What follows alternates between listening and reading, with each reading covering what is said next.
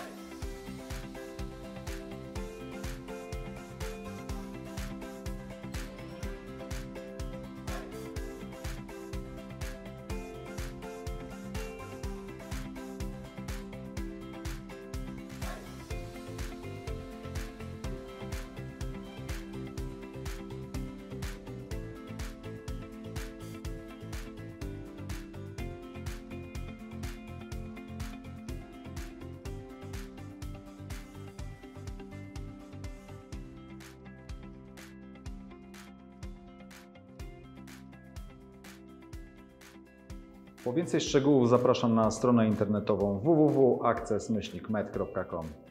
Do zobaczenia.